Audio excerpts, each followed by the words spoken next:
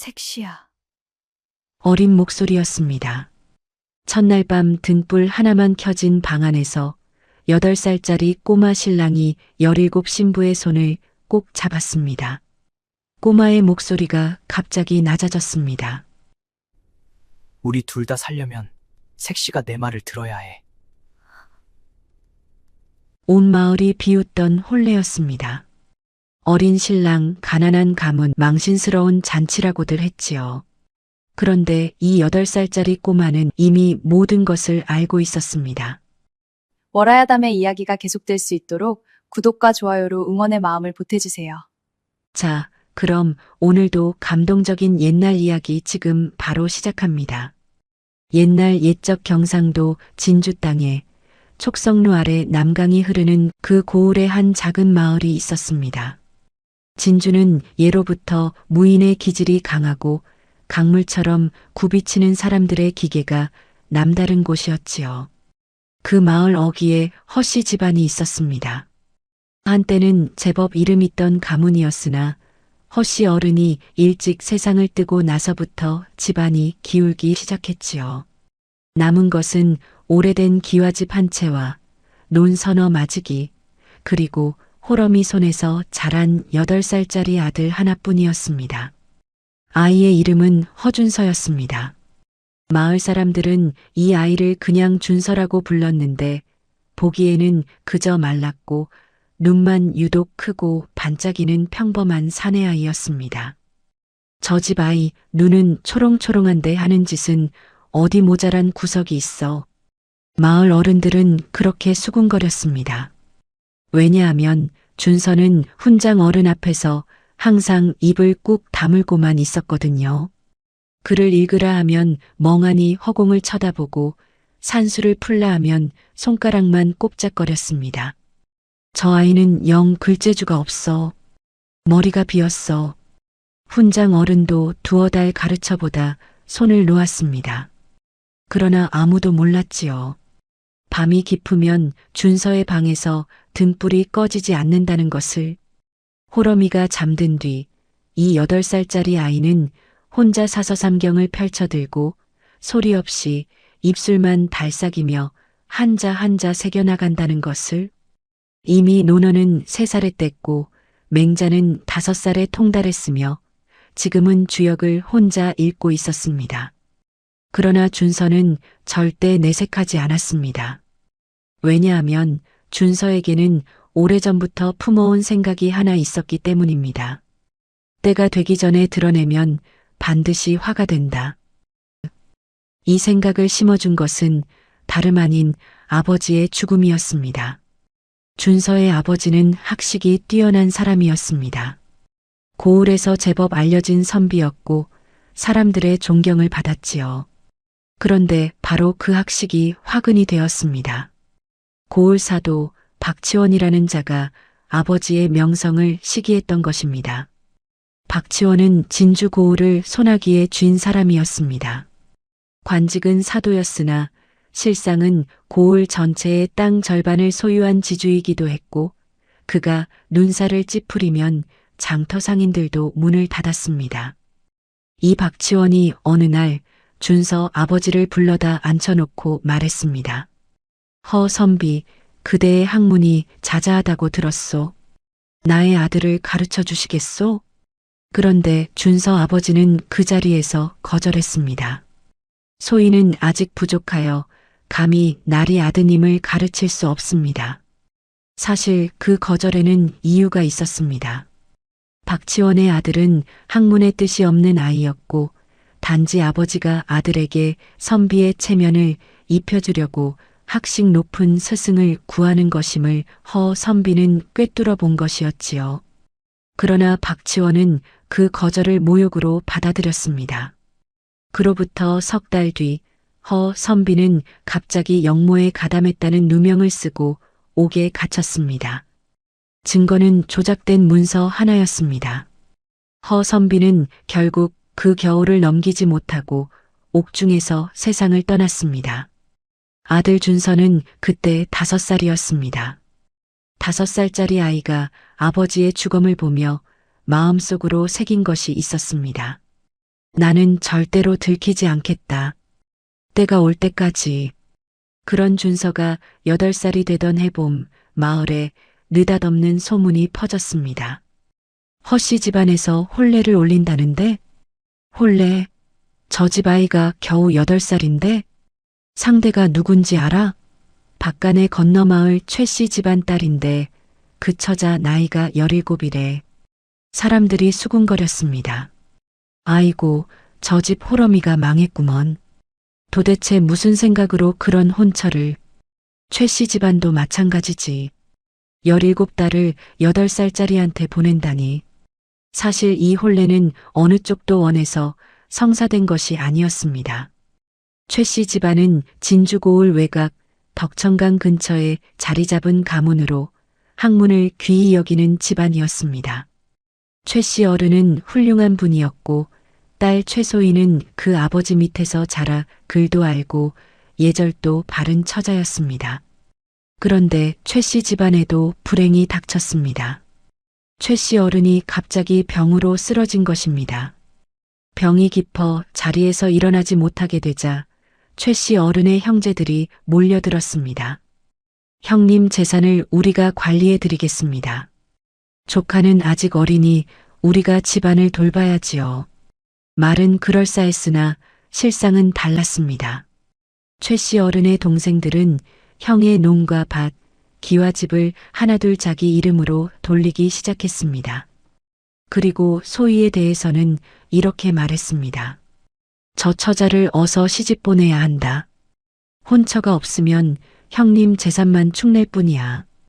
그 혼처로 떠밀리듯 결정된 것이 바로 허씨 집안 준서와의 혼례였습니다. 최씨 집안 어른들 입장에서는 어차피 쫓아낼 조카딸이니 아무 집안에나 보내도 상관없다는 속셈이었지요. 소희는 혼례를 앞두고 밤새 울었습니다.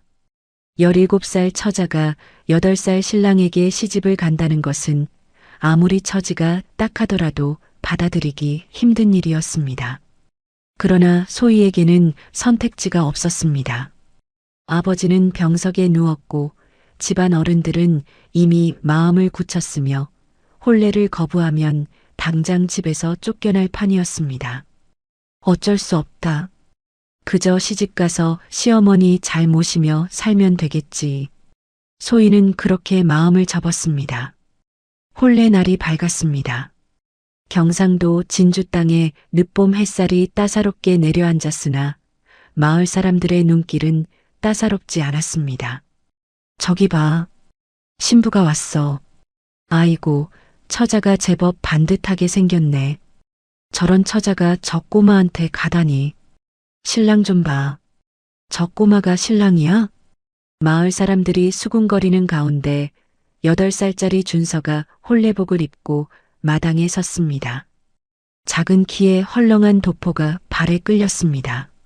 머리에 쓴 사모간대도 자꾸 흘러내렸습니다. 구경꾼들이 킥킥 웃었습니다. 그런데 딱 한 사람, 웃지 않는 사람이 있었습니다. 바로 소희였습니다. 소희는 가마에서 내리며 처음으로 신랑 준서의 눈을 보았습니다. 크고 검은 눈동자였습니다. 또래 아이들과 달리 흔들리지 않는 눈이었습니다. 장난기도 없고 두려움도 없이 그저 고요하게 빛나는 눈이었습니다. 소희는 그 눈빛이 어쩐지 마음에 걸렸습니다. 그러나 그것뿐이었습니다. 혼례는 그렇게 마을 사람들의 웃음과 수군거림 속에서 치러졌습니다. 첫날 밤이었습니다. 신방에 등불 하나가 켜졌습니다. 소희는 이불을 끌어안고 방 한쪽에 앉아 있었습니다. 8살짜리 신랑과 같은 방에 있다는 것이 어색하고 민망하고 어찌할 바를 몰랐지요. 준서는 방 가운데에 가만히 앉아 있었습니다. 한참이 지나도록 아무 말이 없었습니다. 소희는 그냥 이 아이가 무서워서 잠든 척이라도 하려고 누우려는 찰나였습니다. 색시야. 낮은 목소리였습니다. 소희가 깜짝 놀라 몸을 일으켰습니다. 색시야. 무섭지? 준서가 조용히 물었습니다. 소희는 뭐라고 대답해야 할지 몰라 그냥 고개만 끄덕였습니다. 나도 무서워. 준서가 말했습니다. 소희는 그 말이 의외였습니다. 8살짜리 꼬마가 무섭다고 솔직하게 말하는 것이 오히려 귀엽기도 하고 조금 긴장이 풀리기도 했지요. 그런데 다음 순간 준서의 표정이 바뀌었습니다. 눈빛이 달라졌습니다. 아까의 8살짜리 꼬마가 아니라 마치 훨씬 나이 든 사람이 이 아이의 눈 속에 들어앉은 것 같았습니다. 근데 있잖아, 색시야. 준서가 천천히 말했습니다. 우리 둘 다 살려면 색시가 내 말을 들어야 해. 소희는 순간 온몸이 굳었습니다. 무슨 말이야? 소희의 목소리가 떨렸습니다. 준서는 대답 대신 방문 쪽을 한번 흘끗 쳐다보았습니다. 그리고는 더 낮은 목소리로 말했습니다. 색시는 우리 집에 오기 싫었지? 나도 알아. 근데 있잖아. 색시가 우리 집에 안 왔으면 지금쯤 더 큰일이 났을 거야. 소희는 무슨 말인지 알아듣지 못했습니다. 더 큰일? 색시 집 말이야. 준서가 말했습니다. 색시 아버지 땅이랑 집 다 넘어가고 있어. 색시도 알지? 소희의 눈이 커졌습니다. 알고 있었습니다. 알면서도 막을 수가 없어서 가슴이 찢어지는 것처럼 아팠는데. 그걸 내가 어떻게 알아? 봤어. 준서가 담담하게 말했습니다. 색시집 큰아버지가 열흘 전에 고을 관아에 다녀갔어. 사도 나리한테. 거기서 문서를 하나 바꿨어. 소희의 얼굴이 창백해졌습니다. 문서를? 응. 색시 아버지 땅 문서. 거기 도장 찍힌 것이 색시 아버지 도장인데 그게 진짜가 아니야. 가짜 도장이야. 소희는 말을 잃었습니다. 어떻게 그걸 알아? 관아 마당 옆에 뽕나무가 있잖아. 난 거기 자주 올라가 있거든. 준서가 아무렇지도 않게 말했습니다. 어른들이 꼬마는 안 쳐다보니까. 소희는 그제야 이 8살짜리 신랑이 어떤 아이인지 감이 잡히기 시작했습니다. 그래서 어쩌려고? 같이 막아야지. 준서가 말했습니다. 나 혼자는 안 돼. 색시가 있어야 해. 소희는 한참 이 꼬마를 내려다보았습니다. 등불 아래 8살짜리 얼굴. 그러나 그 눈빛만큼은 17살 소희보다도 훨씬 깊은 곳을 보고 있는 것 같았습니다. 내 이름이 준서지? 소희가 물었습니다. 응, 준서야. 너 몇 살이야? 8살. 그런데 왜 그런 걸 알아? 준서가 잠깐 침묵하더니 조용히 말했습니다. 우리 아버지도 그렇게 당했거든. 나는 같은 일이 2번 일어나는 거 보기 싫어. 그 말 한마디가 소희의 가슴을 찌르고 들어왔습니다. 소희는 오랫동안 말을 못했습니다. 그리고 마침내 천천히 고개를 끄덕였습니다. 알았어. 말해봐. 어떻게 하면 돼? 준서의 입가에 아주 작은 미소가 스쳤습니다. 준서의 말을 들으면서 소희는 점점 놀라움을 감출 수가 없었습니다. 이 8살짜리 아이는 마을 관아의 구조와 관리들의 동선을 손바닥 들여다보듯 알고 있었습니다. 누가 언제 어디서 누구를 만나는지, 어떤 문서가 어디에 보관되는지, 사도 박치원이 어떤 방식으로 고을 사람들의 재산을 빼앗아 왔는지, 박치원 사도가 이 고을에서 재산을 빼앗은 게 색시 집만이 아니야. 준서가 조용히 말했습니다. 내가 세어봤는데 지난 3년 동안 12가문이야. 12가문이나? 소희가 숨을 들이켰습니다. 응, 다 비슷한 방식이야. 먼저 집안에 가까운 사람을 심어놔. 그리고 그 사람이 병이 들거나 사고가 나거나 하면 재산 관리를 맡겠다고 나서는 친척이 나타나. 그 친척이 사도 박치원 편이야. 소희는 자기 집에서 일어난 일이 그 이야기와 정확히 맞아떨어진다는 것을 깨달았습니다. 아버지가 갑자기 쓰러진 것, 그 직후에 나타난 작은아버지들, 그리고 재산이 하나씩 넘어가는 것. 그럼 우리 아버지 병도. 소희의 목소리가 떨렸습니다. 준서는 바로 대답하지 않았습니다. 대신 조용히 말했습니다. 색시 아버지 약 드시는 거 바꾸면 좋겠어. 지금 드시는 약 내가 보니까 좀 이상해. 소희는 그 말에 온몸이 굳었습니다. 이상하다니? 약재 냄새가 달라. 병 나으라고 주는 약이 아닌 것 같아. 소희는 그날 밤 잠을 이루지 못했습니다. 다음 날 아침 일찍 소희는 준서와 함께 몰래 집을 나섰습니다. 목적지는 소희의 본가였습니다. 아버지가 드시는 약을 바꾸기 위해서였습니다. 길을 걸으면서 준서는 소희에게 말했습니다. 색시야, 내가 이야기할 테니까 그냥 따라와. 아무것도 묻지 말고. 왜? 아직은 누가 편인지 모르니까. 조심해야 해. 소희는 고개를 끄덕였습니다. 소희의 본가에 도착했을 때 마침 작은아버지 최봉수가 마당에 있었습니다. 최봉수는 소희를 보자 눈살을 찌푸렸습니다. 아니, 시집간 몸이 왜 벌써 친정에 나타나는 게야? 아버지 뵈러 왔습니다. 소희가 공손하게 말했습니다. 최봉수의 눈길이 준서에게 향했습니다. 8살짜리 꼬마가 소희 뒤에 서 있었습니다. 저게 내 신랑이냐? 최봉수가 비웃듯 말했습니다. 준서는 그 말을 들으면서도 표정 하나 변하지 않았습니다. 그저 멍하니 하늘을 쳐다보며 발가락으로 땅을 극적이고 있었습니다. 꼭 아무것도 모르는 꼬마처럼. 최봉수는 준서를 한번 훑어보더니 코웃음을 치고 안으로 들어갔습니다. 소희가 아버지 방에 들어섰습니다. 아버지 최태우는 이불을 덮고 누워 있었는데 얼굴이 누렇게 떠 있고 기력이 없어 보였습니다. 소희야, 왔구나. 아버지의 목소리가 가늘었습니다. 아버지, 괜찮으세요? 소희가 아버지의 손을 잡았습니다. 준서는 방 한켠에 조용히 서서 아버지를 관찰했습니다.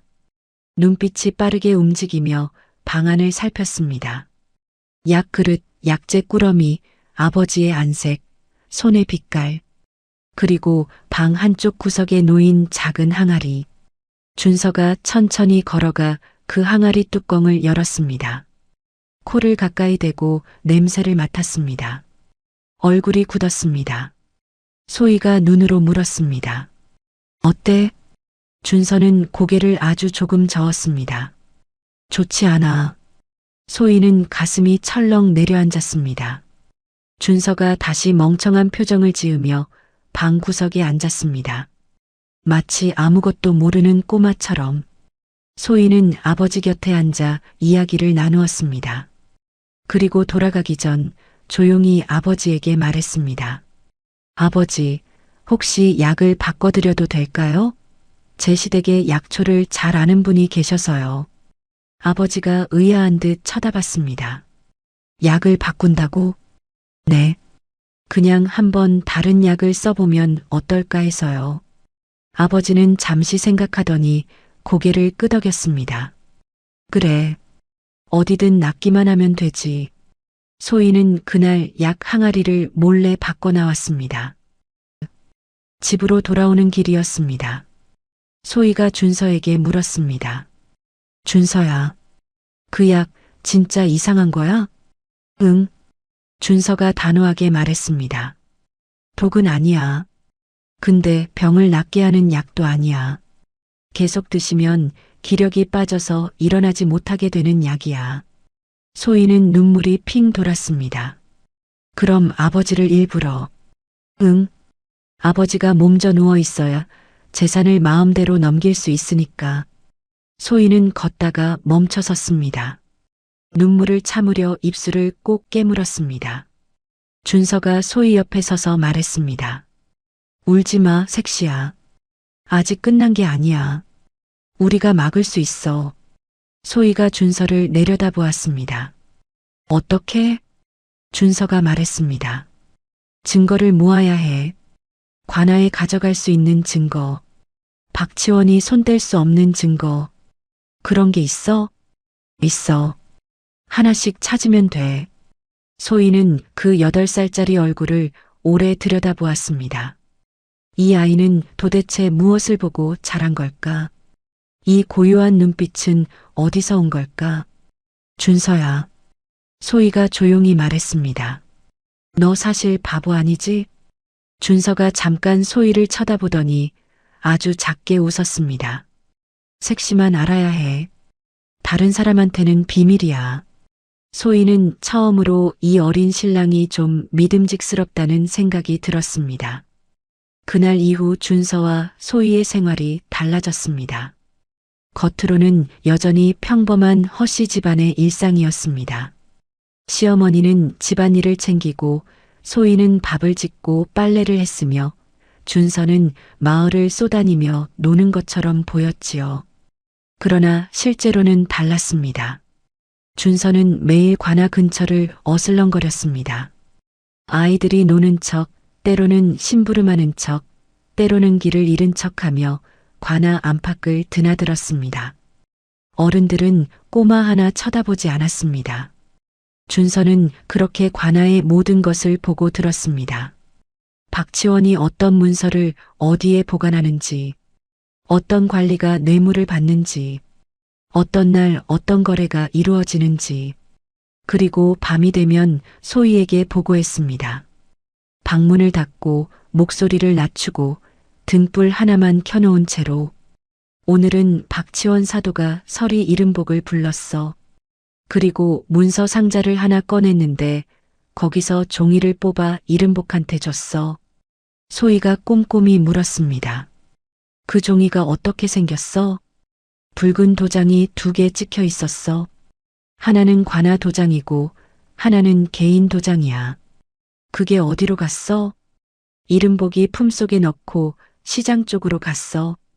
거기서 최봉수를 만났어. 소희의 눈이 커졌습니다. 우리 작은아버지를? 응. 준서가 말했습니다. 색시야, 내가 생각하는 게 맞는 것 같아. 최봉수가 사도 편이야. 소희는 이미 짐작은 했지만 막상 확인이 되니 손이 떨렸습니다. 그럼 어쩌지? 그 거래가 이미 끝난 거잖아. 아직이야. 준서가 말했습니다. 거래가 끝나려면 관아에 신고가 들어가야 해. 신고가 들어가서 문서에 관인이 찍혀야 비로소 효력이 생겨. 그럼 아직 시간이 있다는 거야? 사흘이야. 준서가 말했습니다. 사흘 안에 우리가 움직여야 해. 소희가 긴장한 채 물었습니다. 어떻게? 준서가 조용히 미소를 지으며 말했습니다. 색시야, 붙잡을 수 있어? 준서의 계획은 단순해 보이면서도 치밀했습니다. 박치원이 그동안 저질러온 일들을 하나하나 문서로 정리하는 것이었습니다. 위조된 문서, 거짓 증인, 빼앗긴 재산 목록. 이것을 정리해 상위 관청, 즉 경상도 가명에 올리는 것이었습니다. 가명은 사도보다 높은 관청이었습니다. 박치원이 아무리 진주고울을 쥐고 흔들어도 가명 감사의 눈길 앞에서는 함부로 할 수 없었지요. 근데 준서야, 우리가 문서를 올려도 믿어줄까? 소희가 걱정스럽게 물었습니다. 어른들 문서가 아니잖아. 아이랑 처자가 올린 건데. 그래서 내용이 중요해. 준서가 말했습니다. 내가 그동안 본 것을 다 적을 거야. 날짜, 장소, 사람 이름, 주고받은 것. 틀린 것이 하나도 없으면 믿을 수밖에 없어. 소희는 준서의 말을 들으면서 어른도 생각하지 못하는 방법을 이 아이가 이미 다 계획해 두었다는 것을 실감했습니다. 색시가 할 일은 이거야. 준서가 말했습니다. 내가 말하는 것을 색시가 붓으로 써줘. 내 글씨는 아직 어른 글씨가 아니니까. 어른 글씨로 써야 가명에서 받아줄 거야. 소희는 고개를 끄덕였습니다. 그리고 한 가지 더. 준서가 덧붙였습니다. 색시 아버지 도장이 필요해. 진짜 도장? 소희의 눈이 커졌습니다. 아버지 도장? 응. 최씨 집안 주인 어른 도장이야. 그게 있어야 색시 아버지 재산에 대한 고발이 공식적으로 성립해. 색시가 딸이라 대신 찍을 수 없어. 아버지한테 직접 받아야 해. 근데 아버지 주무시는 방 옆에 항상 작은아버지가 있어. 어떻게 들어가? 준서가 생각하더니 말했습니다. 내가 맡을게. 소희가 의아하게 물었습니다. 내가? 응. 내가 마당에서 때를 써. 엄청 크게. 그러면 방에 있는 어른들이 다 나와서 나를 보겠지. 그 사이에 색시가 들어가. 소희는 8살짜리가 어른들의 주의를 끌기 위해 때를 쓴다는 그림을 상상하자 웃음이 나왔습니다. 정말 그게 돼? 될 거야. 나 꼬마잖아. 준서가 아무렇지도 않게 말했습니다. 소희는 그 말에 처음으로 소리내어 웃었습니다. 다음 날 오전이었습니다. 소희가 친정에 나무를 들이러 간다는 핑계로 본가에 들렀습니다. 준서도 함께였습니다. 마당에 들어서자마자 준서가 소희의 소매를 당겼습니다. 소희가 눈으로 물었습니다. 지금이야? 준서가 고개를 끄덕였습니다. 그리고 다음 순간, 으앙! 준서가 갑자기 주저앉으며 엉엉 울기 시작했습니다. 아파. 돌에 걸렸어. 발가락 아파. 으아. 마당 안이 시끌벅적해졌습니다. 방에서 최봉수가 나왔습니다. 옆방 하인들도 나왔습니다. 아이고, 이 꼬마가 왜 이래? 신랑이잖아요. 어쩌다 넘어졌나? 아파, 아파. 저 돌 치워. 으앙. 준서가 온 힘을 다해 울어댔습니다. 최봉수가 인상을 찌푸리며 준서에게 다가갔습니다. 야야, 울지 마라. 어디 봐봐. 바로 그 순간 소희는 안채 쪽으로 살금살금 들어갔습니다. 아버지 방문을 조용히 밀었습니다. 방 안에 아버지만 계셨습니다. 아버지, 저예요. 소희요. 소희가 아버지 곁에 앉았습니다. 아버지가 눈을 떴습니다. 소희야, 또 왔구나. 아버지, 저한테 한 가지만 도와주세요. 소희가 낮은 목소리로 말했습니다. 무슨 일이냐? 소희는 짧게 설명했습니다. 재산이 넘어가고 있는 것, 약이 이상하다는 것, 가명에 올릴 문서가 필요하다는 것. 아버지는 소희의 이야기를 듣는 동안 눈빛이 조금씩 살아났습니다. 그게 사실이냐? 네, 아버지. 제 신랑이 다 알아냈어요. 신랑이? 저 8살짜리가? 예. 아버지는 한참 소희를 바라보다가 천천히 손을 들었습니다. 도장 가져오너라. 소희는 서랍에서 도장을 꺼냈습니다. 아버지가 손에 힘을 모아 꼭 쥐었습니다. 내가 직접 찍겠다. 소희가 품에서 미리 준비한 종이를 꺼냈습니다. 아버지의 손이 떨리면서도 또렷하게 도장을 눌렀습니다. 쿵! 붉은 도장 자국이 종이에 새겨졌습니다. 소희는 그 종이를 품에 꼭 안았습니다. 고맙습니다, 아버지.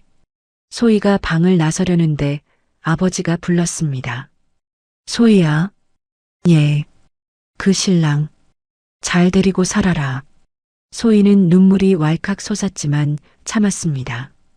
예, 아버지. 마당에서는 아직도 준서가 울고 있었습니다. 최봉수가 지쳐가며 달래고 있었지요. 야, 그만 울어. 발가락 안 다쳤잖아. 다쳤어. 보이지도 않는 곳을 다쳤어. 으앙. 아이고, 이 꼬마가. 소희가 안채에서 나오는 것을 본 순간 준서의 울음이 뚝 그쳤습니다. 다 나았어. 준서가 일어서며 태연하게 말했습니다. 최봉수가 어이없다는 얼굴로 쳐다보았습니다. 준서는 최봉수를 향해 아무 표정도 없이 꾸벅 인사를 했습니다. 감사합니다, 아저씨. 그리고 소의 뒤를 따라 유유히 대문을 나섰습니다. 대문 밖으로 나오자마자 소희가 준서의 귀에 속삭였습니다. 받았어. 준서가 작게 고개를 끄덕였습니다. 잘했어, 색시야. 그날 밤 준서와 소희는 등불 아래 앉아 밤새워 문서를 작성했습니다. 준서가 말했습니다. 소희가 받아 적었습니다. 준서의 기억은 놀라웠습니다.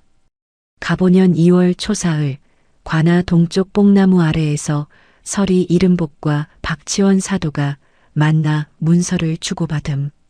문서에는 붉은 도장 2개가 찍혀 있었으며 소희는 받았으면서 손이 계속 떨렸습니다. 날짜, 장소, 이름, 금액, 물건. 준서는 그동안 자신이 보고 들은 것을 하나도 빠짐없이 꿰고 있었습니다.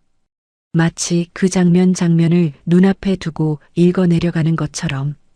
준서야, 이걸 다 기억하고 있었어? 소희가 경이로운 눈으로 물었습니다. 응. 준서가 당연하다는 듯 말했습니다. 한번 보면 잊혀지지 않아. 소희는 잠깐 붓을 놓고 준서를 바라보았습니다. 준서야, 혹시 과거를 볼 생각이 있어? 준서가 고개를 들었습니다. 왜? 내가 과거를 보면 장원급제 할 것 같아서.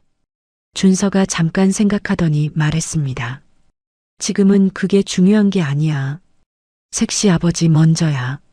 소희는 그 말에 눈물이 날 것 같았지만 꾹 참았습니다. 고마워. 어서 써. 날이 밝기 전에 다 써야 해. 두 사람은 밤새도록 문서를 작성했습니다. 날이 희뿌옇게 밝아올 무렵 두꺼운 문서 한 뭉치가 완성되었습니다. 소희의 손에는 먹물이 가득 묻어 있었습니다. 준서가 그 문서 뭉치를 들고 들여다보더니 고개를 끄덕였습니다. 됐어. 문제가 있었습니다. 박치원의 눈을 피해 진주를 벗어나야 했습니다. 박치원은 고을 전체에 촉수를 뻗고 있었습니다. 낯선 이들이 고을을 떠나는 것도 가명 방향으로 길을 나서는 것도 금세 보고가 들어갔습니다. 어떻게 나가지? 소희가 걱정했습니다. 장날에 준서가 말했습니다. 이틀 뒤 장날에 장 보러 가는 사람들 틈에 섞이면 돼. 장꾼들은 여러 고을에서 오니까 우리가 껴있어도 이상하지 않아. 두 사람은 그렇게 계획을 마쳤습니다. 그런데 그 이틀 사이에 사단이 났습니다. 다음 날 오후였습니다. 준서가 관아 근처를 어슬렁거리다 심상찮은 것을 목격했습니다. 박치원 사도가 최봉수를 불러다 놓고 이야기를 나누는데 두 사람의 표정이 평소와 달랐습니다. 최봉수가 무언가를 열심히 말하고 있었고 박치원의 눈살이 점점 찌푸려졌습니다. 준서는 뽕나무 뒤에서 숨죽이며 그 입술의 움직임을 읽었습니다. 소희가 방에 들어간 것 같습니다. 도장을 가져갔을 수도. 빨리 조치를. 준서는 뒤돌아 집으로 뛰었습니다. 숨을 헐떡이며 방으로 들어온 준서를 보고 소희가 놀랐습니다. 무슨 일이야? 들켰어. 준서가 말했습니다. 출발을 앞당겨야 해. 오늘 밤. 소희가 눈을 크게 떴습니다. 오늘 밤? 응. 지금 당장 준비해. 근데 장날도 아닌데 어떡해. 장날 아니어도 돼. 박치원이 손 쓰기 전에 나가야 해. 그게 먼저야. 소희는 잠깐 망설이다가 고개를 끄덕였습니다. 알겠어. 어머니께는? 내가 말씀드릴게. 준서가 시어머니 방으로 들어갔습니다. 허씨 어머니는 아들의 이야기를 듣고 처음에는 눈이 둥그레졌습니다. 준서야, 너 지금 무슨 말을 하는 게냐? 어머니, 저 사실 바보 아니에요. 준서가 조용히 말했습니다. 어머니가 굳어졌습니다. 알고 있었다. 어머니가 한참 만에 말했습니다. 내 눈빛이 아버지랑 꼭 같았으니까. 준서가 어머니의 손을 꼭 잡았습니다. 어머니, 아버지 원수를 갚을 수 있어요. 이번에 어머니의 눈에서 눈물이 흘렀습니다. 조심해라, 아들아. 그날 밤 이경이 넘었을 때 준서와 소희는 집을 나섰습니다. 달이 없는 밤이었습니다. 두 사람은 마을을 가로지르지 않고 논두렁 길로 돌아서 고을 밖으로 빠져나갔습니다. 소희는 품 안에 문서 뭉치를 꼭 안고 있었습니다. 준서는 작은 보따리 하나를 등에 메고 앞서 걸었습니다. 준서야, 길 알아? 소희가 속삭였습니다. 응. 가면 가는 길. 남강 따라 올라가다 산 하나 넘으면 돼. 밤에도 알아? 별 보면 돼. 소희는 하늘을 올려다보았습니다. 구름 사이로 별이 듬성듬성 보였습니다. 저 별? 응. 저쪽이 북쪽이야. 우리는 동쪽으로 가야 해. 소희는 고개를 끄덕이며 걸었습니다. 두 사람은 밤새 걸었습니다. 남강 강물 소리를 옆에 끼고 별빛을 길잡이 삼아 발걸음을 재촉했습니다. 8살 꼬마와 17 처자가 깜깜한 밤에 가명을 향해 걷고 있었습니다. 날이 밝을 무렵 두 사람은 고을 경계를 넘었습니다. 소희가 숨을 몰아쉬며 잠깐 멈춰 섰습니다. 다리가 아파. 준서도 멈춰 섰습니다. 나도. 두 사람은 길가 바위에 걸터 앉았습니다. 소희가 품 안을 확인했습니다. 문서 뭉치가 그대로 있었습니다. 가면까지 얼마나 남았어? 반나절. 준서가 말했습니다. 해 중천에 뜨기 전에 도착할 수 있어. 소희가 준서를 바라보았습니다. 준서야. 응? 너 힘들지 않아? 밤새 걸었잖아. 준서가 잠깐 생각하더니 말했습니다. 조금 힘들어. 근데 괜찮아. 소희는 품에서 떡 한 조각을 꺼냈습니다. 집에서 나오기 전 몰래 싸운 것이었습니다. 먹어. 준서가 떡을 받아들었습니다. 두 사람은 바위에 나란히 앉아 떡을 나눠 먹었습니다. 17 처자와 8살 꼬마가 진주 땅 산비탈 바위 위에서 먼 곳에서 새소리가 들렸습니다. 아침 햇살이 산 너머에서 번지기 시작했습니다. 소희가 말했습니다. 준서야, 이 일이 다 끝나면 어떻게 할 거야? 과거 볼 거야. 준서가 덤덤하게 말했습니다. 아버지가 못 이룬 것. 소희는 그 말을 듣고 잠깐 가슴이 먹먹해졌습니다. 그럼 나는? 색시는? 나는 그때 어떻게 돼? 준서가 소희를 쳐다보았습니다. 같이 있어야지. 소희가 웃었습니다. 같이 있다니? 나는 색시야. 나중에 크면 내가 진짜 내 아내가 되는 거야? 준서가 잠깐 생각하더니 고개를 끄덕였습니다. 응, 색시야말로. 소희는 그 당연하다는 듯한 대답에 웃음이 터졌습니다. 내가 제일 이상한 꼬마야. 색시도 이상해. 내가 왜? 17살인데 8살짜리 말 듣잖아. 소희가 한참 웃었습니다. 오랜만에 크게 웃었습니다. 준서도 따라서 작게 웃었습니다. 그러나 가면까지의 길이 순탄하지만은 않았습니다. 두 사람이 산길을 오르던 중이었습니다. 뒤에서 말발굽 소리가 들렸습니다. 준서가 번개같이 소희의 소매를 잡아 끌었습니다. 숲으로. 두 사람은 소나무 숲속으로 뛰어들었습니다. 숨을 죽이고 엎드렸습니다. 잠시 후 길 위로 포졸 셋이 말을 몰고 지나갔습니다. 포졸들의 손에는 진주과나 깃발이 들려 있었습니다. 박치원이 벌써 사람을 풀었던 것입니다. 소희가 가슴을 쓸어내렸습니다. 무서워. 준서가 소희의 손을 꽉 잡았습니다. 괜찮아. 저 사람들은 우리가 큰 길로 갔다고 생각할 거야. 어떻게 알아? 우리는 큰 길로 안 갔으니까. 소희는 그 말에 또 웃음이 날 뻔했지만 꾹 참았습니다. 두 사람은 큰 길을 피해 숲길로, 논두렁으로, 개울가로 돌아가며 걸었습니다. 멀리 돌아가는 길이었지만 안전했습니다. 그리고 마침내 해가 중천에 뜰 무렵 두 사람의 눈앞에 가명의 높은 담이 나타났습니다. 가명 앞에 도착했을 때 두 사람은 한참 숨을 골랐습니다. 발이 퉁퉁 부어 있었습니다.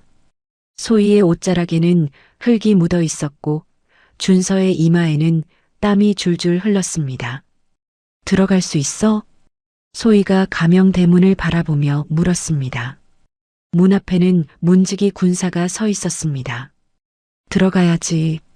준서가 말했습니다. 근데 우리가 가면 받아줄까? 아이랑 처자인데. 내용이 중요해. 받아줄 수밖에 없어. 두 사람은 가명 대문 앞으로 걸어갔습니다. 문지기 군사가 두 사람을 아래 위로 훑어보았습니다. 어디서 왔느냐? 진주 고을에서 왔습니다.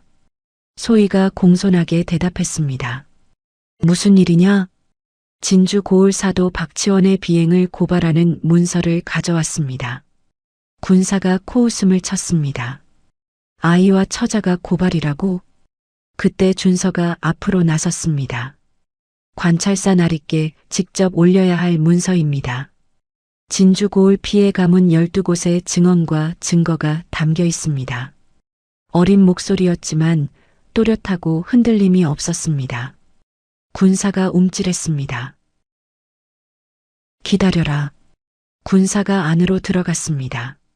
잠시 후 다른 관리가 나왔습니다. 문서를 보자. 소희가 품에서 문서 뭉치를 내밀었습니다. 관리가 첫 장을 펼쳐보더니 표정이 바뀌었습니다. 두 번째 장, 세 번째 장. 관리의 눈이 점점 진지해졌습니다. 들어오너라. 가명 안으로 들어선 두 사람은 관찰사 앞에 섰습니다. 관찰사 이모는 50대 중반의 근엄한 어른이었습니다. 그는 준서와 소희가 가져온 문서를 꼼꼼히 읽었습니다. 한 장, 두 장, 세 장. 방 안에 침묵이 흘렀습니다. 한참이 지나서 관찰사가 고개를 들었습니다. 이것을 누가 작성했느냐? 소인이 작성하고 이 처자가 받아 적었습니다. 준서가 대답했습니다. 관찰사가 준서를 내려다보았습니다. 내 나이가 몇이냐? 8살입니다. 관찰사의 눈썹이 올라갔습니다. 8살이? 예. 이 문서의 날짜와 이름들을 어찌 알았느냐? 직접 보고 들었습니다. 어디서? 관아 뽕나무 위에서입니다. 관찰사가 한참 준서를 바라보았습니다. 그리고 나지막이 물었습니다. 글을 배운 적이 있느냐? 준서가 잠깐 멈추었다가 대답했습니다. 혼자 배웠습니다. 무엇을 읽었느냐?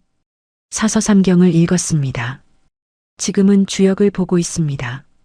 관찰사의 표정이 굳었습니다. 조용한 방 안에서 관찰사는 오랫동안 말이 없었습니다. 그리고 마침내 입을 열었습니다.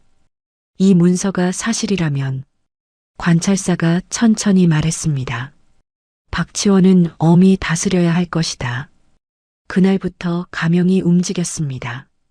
관찰사 이모는 즉시 별도의 조사관을 진주로 파견했습니다. 준서의 문서에 적힌 내용을 하나하나 대조하기 위함이었습니다. 결과는 준서의 기록과 한치도 다르지 않았습니다. 날짜도, 이름도, 금액도, 거래 장소도 모두 정확했습니다. 그뿐이 아니었습니다. 조사관이 진주에서 들춰낸 것은 생각보다 훨씬 많았습니다. 박치원이 빼앗은 재산 목록, 뇌물장부, 위조문서의 원본, 준서가 언급한 12가문만이 아니라 더 많은 피해자들이 있었습니다. 박치원은 조사관이 들이닥치자 처음에는 버텼습니다. 이는 모함이요. 어린아이와 여자의 말을 어찌 믿소? 그러나 증거 앞에서는 더 이상 버틸 수가 없었습니다. 결국 박치원은 관직을 박탈당하고 포박되어 가명으로 압송되었습니다. 함께 공모했던 설이 이른복과 최봉수도 마찬가지였습니다. 최봉수가 포박되어 끌려가면서 소리쳤습니다. 이게 다 뭐냐? 어린 것들이 감히 어른한테. 그 외침은 공허하게 진주장터 위로 흩어졌습니다. 마을 사람들이 그 광경을 지켜보았습니다. 허씨 집안 꼬마 신랑이 한 일이래.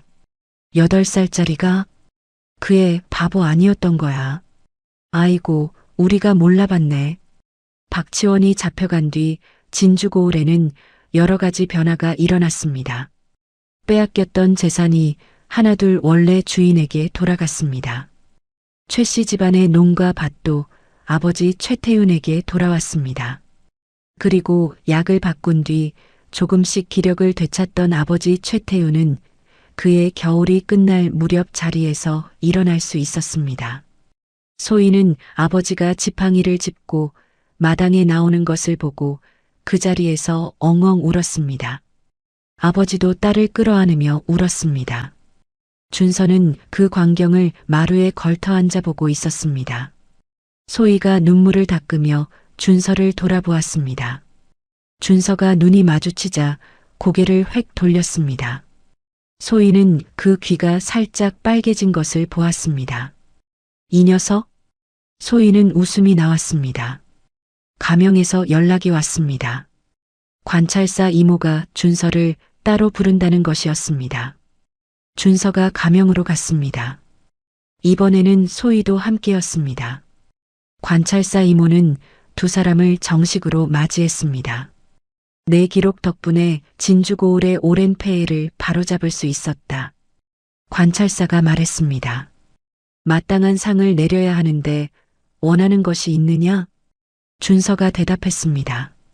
소희는 과거를 보고 싶습니다. 관찰사의 눈이 빛났습니다. 과거를? 예. 소희네 아버지가 못 이룬 것이옵니다. 관찰사가 잠시 생각하다가 말했습니다. 내 나이가 아직 어리니 바로 과거를 볼 수는 없다. 허나 내가 청거를 해줄 수 있다. 도성의 좋은 스승 밑에서 공부할 수 있도록. 준서가 무릎을 꿇고 절을 올렸습니다. 감사합니다, 나리. 관찰사가 소희를 바라보았습니다. 그대는? 소희가 공손하게 말했습니다. 소희는 이미 원하는 것을 얻었습니다. 아버지가 건강을 되찾으셨습니다. 관찰사가 고개를 끄덕였습니다. 그리고 잠깐 두 사람을 번갈아 보더니 말했습니다. 허소년. 예. 그대의 아내가 현명하다. 준서가 소희를 한번 쳐다보더니 고개를 끄덕였습니다. 알고 있습니다. 소희는 뒤에서 혼자 피식 웃었습니다. 세월이 흘렀습니다. 준서는 관찰사의 청거로 도성에 올라가 훌륭한 스승 밑에서 공부했습니다.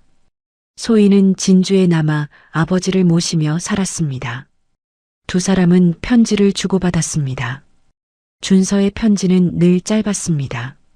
색시야, 나는 잘 있어. 공부는 어렵지만 재미있어. 소희의 답장은 조금 길었습니다.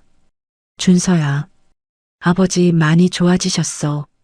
마을 사람들이 가끔 너 소식 묻는다. 빨리 장원급제해. 그러기를 몇 해. 준서가 16살이 되던 해봄, 과거 시험이 열렸습니다. 준서는 그 시험에 응시했습니다.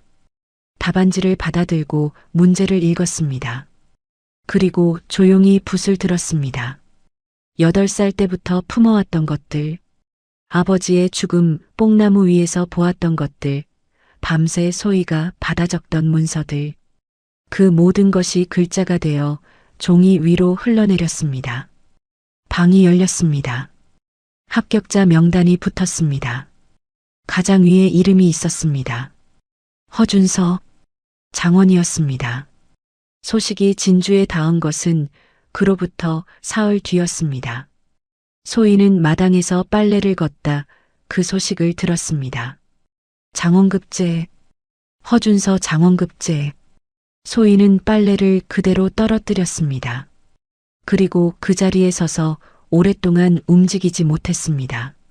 눈물인지 웃음인지 모를 것이 얼굴을 타고 흘렀습니다. 이 녀석?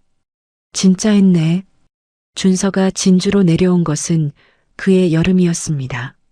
소희가 대문 앞에서 기다리고 있었습니다. 말에서 내린 준서를 보았을 때 소희는 잠깐 멈칫했습니다. 8살 때 그 꼬마가 아니었습니다. 단단해진 어깨, 곧게 선 자세. 그러나 눈빛만큼은 여전히 그때와 같았습니다. 고요하고 깊은 눈빛. 두 사람이 마주 섰습니다. 준서가 먼저 입을 열었습니다. 섹시야. 소희가 웃었습니다. 아직도 섹시야? 응. 섹시야말로. 소희는 웃음이 터졌습니다. 그 웃음 끝에 눈물이 맺혔습니다. 준서가 조용히 소희에게 다가와 말했습니다. 기다려줘서 고마워. 소희가 눈물을 닦으며 말했습니다. 당연하지. 우리 콤비잖아. 준서가 아주 작게 웃었습니다. 진주 남강에 여름 햇살이 내려앉고 있었습니다. 강물이 찰랑찰랑 흘렀습니다. 그로부터 많은 시간이 지났습니다. 허준서는 도성에서 관직을 받고 훌륭한 관리로 이름을 떨쳤습니다. 그의 곁에는 항상 소희가 있었습니다. 아이들이 생겼고 세월이 쌓였습니다. 어느 가을날 저녁이었습니다. 두 사람은 마루에 나란히 앉아 먼 남강을 바라보고 있었습니다. 소희가 말했습니다. 준서야. 응? 기억해? 첫날 밤에. 준서가 웃었습니다. 기억하지. 그때 내가 무서운 말 했잖아. 살려면 내 말 들으라고. 응. 그때 얼마나 무서웠는지 알아? 8살짜리 신랑이 갑자기. 준서가 고개를 끄덕였습니다. 미안. 미안은 무슨. 소희가 웃으며 말했습니다. 덕분에 살았는데. 두 사람은 나란히 저물어가는 진주 하늘을 바라보았습니다. 바람이 불어왔습니다. 남강 물결이 저녁 햇살에 반짝였습니다. 오래전 첫날 밤 등불 하나만 켜진 방 안에서 꼬마 신랑이 건넨 그 한마디가 두 사람의 평생을 바꿔놓았습니다. 사람의 가치는 태어남이 아니라 살아감에 있다고 하지요.